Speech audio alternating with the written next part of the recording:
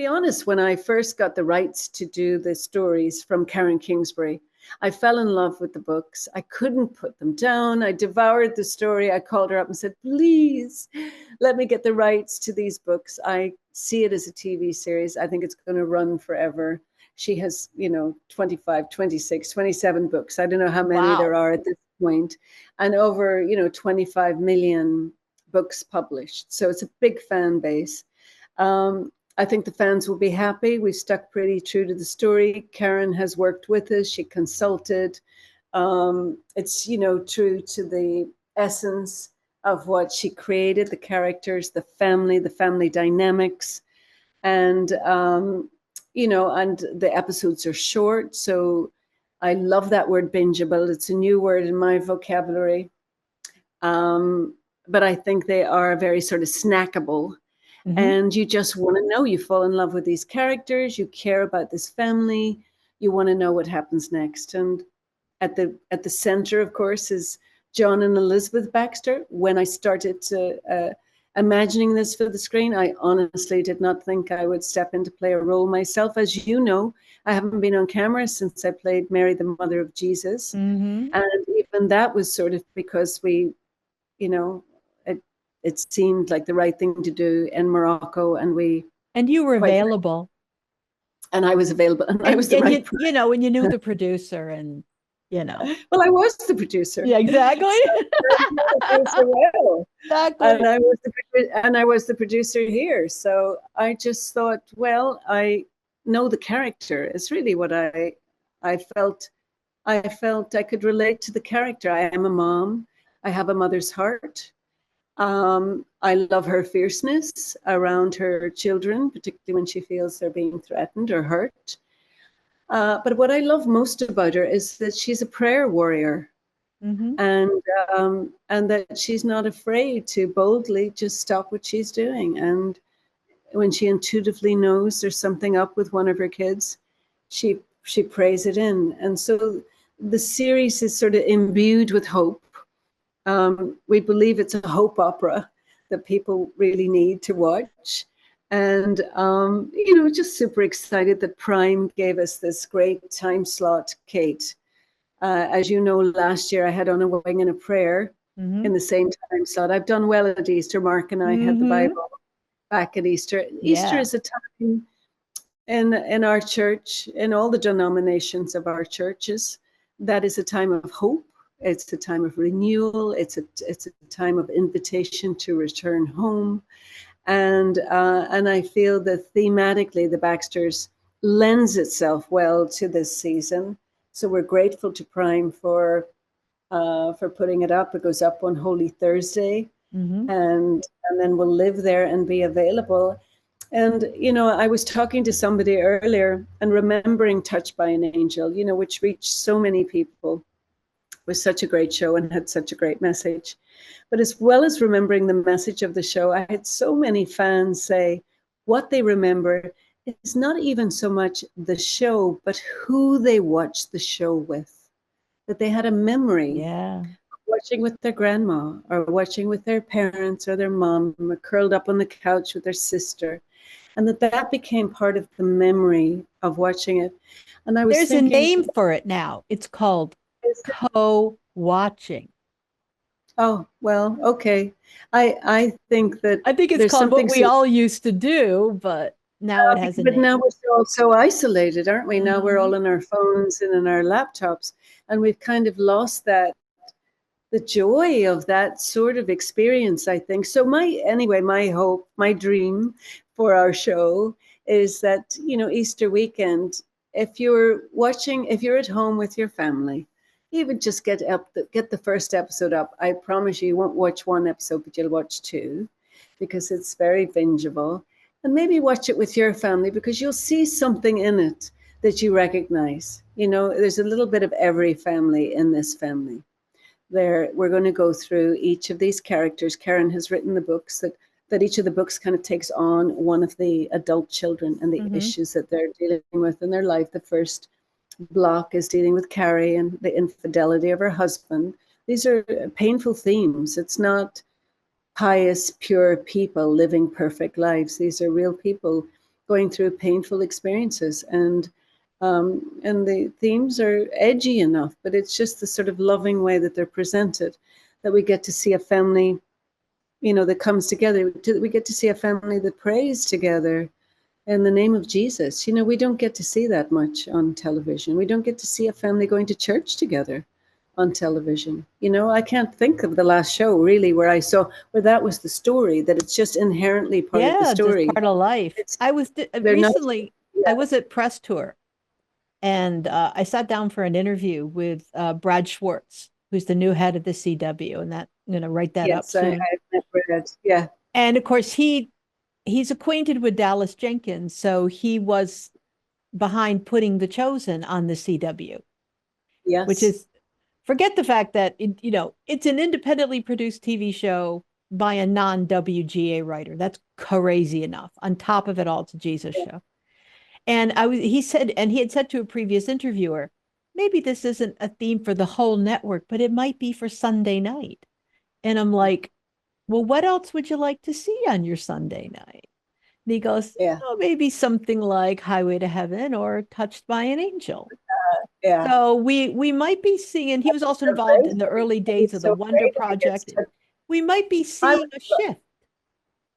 Well, I think so. And I think we can see the movies that have done so well in the last year. I mean, and, Sound of Freedom, Jesus Revolution. Now we have Cabrini coming up at the end of the week. I know. And I love Alejandro and Ali. They're great folks. We did Little Boy with them some years ago. And it's lovely to see. And I think that there's been a boldness too in the content makers and the creators, that as the audience has allowed itself to be more heard, or more content is available for them, and they've been able to show up, then it shows our industry that there's a business there, because they're running a business. It has to make money. There's an underserved audience.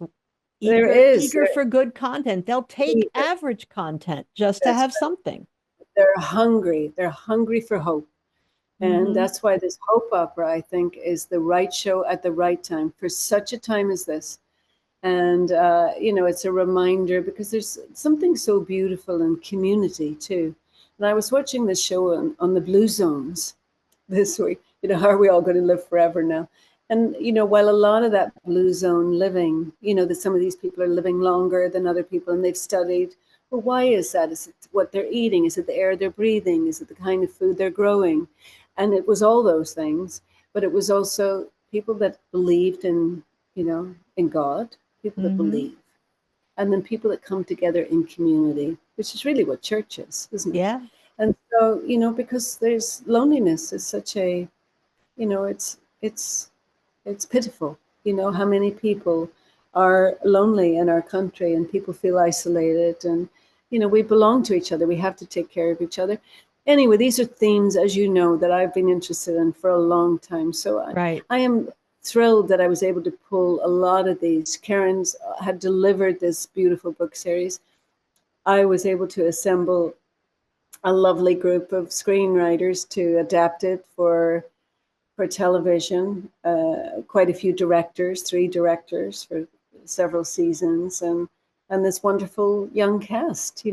Not forgetting Ted McGinley, of course, who steps in to play, the affable and steady John Baxter, and he does it to perfection. But these lovely, the kids that play the kids, and then the kids that play the girlfriends and boyfriends of the kids, very young cast, very energetic, enthusiastic, optimistic. It was lovely, to be the, I suddenly felt like Della Reese, to be the mentor, to be the actor who had been around the block, and tried to be, present for them.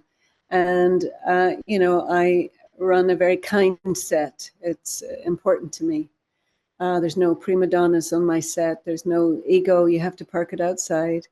And, we're a group of team players. And so it was a lovely, there was lovely mutual respect and a lot of joy on the set. And the role of Erin Baxter was beautifully filled by my own daughter, Riley. And I so it's saw that. lovely to have my kid on there. And then my friend Kathy Lee Gifford did me a solid, and she stepped into a guest starring role. And then her daughter is also one of our series leads, playing the role of Reagan, the girlfriend to Luke It's Baxter. good to So have there's a kind of friends. mother-daughter. Yes, great to have friends. And Cassidy is a talent waiting to be discovered. She's Well, as so a good. producer, what was the long and winding road to get this on TV? Because I remember hearing about this ages ago, and then there's all the corporate shakeups. So, as a producer, what did you Yeah. have to do to make sure that this didn't fall by the wayside and that it got on the air? Yes, well, if I told you how many prayer meetings I had with Karen Kingsbury, she's like, "It's coming out soon." I was, hang in there, hang in there. We're going to get it. We're going to get it there. So anyway, I'd say if nothing else, Kate, it's been a reminder of trusting the Lord, Mhm. and I have to just assume that this was God's timing, that it's coming out for such a time as this, because it's a long and winding and sometimes bumpy road. Mhm. But we got there. We're grateful that Prime came in, got helped us get it finished. I've opened their, this wonderful time slot. I think it's the perfect place for it to be. As you know, I had On a Wing and a Prayer there last year, and we saw You such did big okay with numbers. that. That did We did. okay. Yeah. It did very, very well. And, I'm super excited for this. And I've been just watching with awe, how God is moving and how well these other shows are doing. And we're thrilled for everybody. I'm thrilled for all these projects. And I'm thrilled most of all for the audience, that finally there's a variety of Hmm. content that reflects the values that we believe in. We want to see people that look like ourselves and feel Yep. like ourselves and worship like ourselves on television. And we want to see it in a way that doesn't feel preachy or trite or, I mean, we go to church to get the sermons. We want our entertainment to be entertaining. Yep. But I think there's a way to thread that needle and to provide a little bit of both. And I think the Baxters succeeded in doing that. I So, was reading some uh, reviews of the books, and they were uh-huh. saying that what they liked about Karen Kingsbury's books is that they tackled the real life problems that families face, like Yes. infidelity and, all of the normal difficulties that people of Yes. faith have to deal with just to go forward in normal That's life. right. Well, the themes really could be pulled from the headline news of today. Like and there's all kinds of things coming down the road. And there's violence, there's abuse, there's addiction. I mean, it's this family are put through the ringer. But I think what we continue to love about them is how they model. As they say, they don't always like each other. They don't always like the choices that the other makes. Yeah. They don't always like the behaviors, but they always love each other, Yeah. and there's always room for forgiveness and trying to do better. And I don't think you can ask much more than that from your family, So if this and is a hit, will there be more? well, that's, I would say never. She has certainly written enough books. I have Yeah. enough material to keep going forever. If I just get into my blue zone diet, I could There be you playing go. Elizabeth Baxter at 110. Yeah, yeah, yeah. But it's great. I love what I do.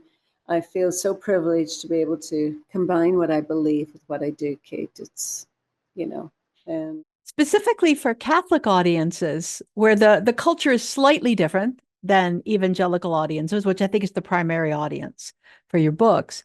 Sort of what do you think that Catholic audiences will really love about the Baxters, Well, aside from Roma, because we all love Roma Downey.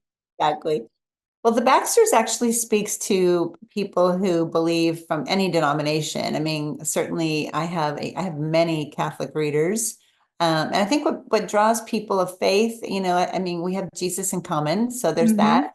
But I think family is also a big common denominator in my books and certainly in the Baxters. So the Baxters will be on Prime Video on March 28th, and the whole world is going to find out about this family. And really, I grew up in a Catholic family. So, it makes sense that you would lean in and say, okay, now how real is this? And what you're going to find, Baxters are very real.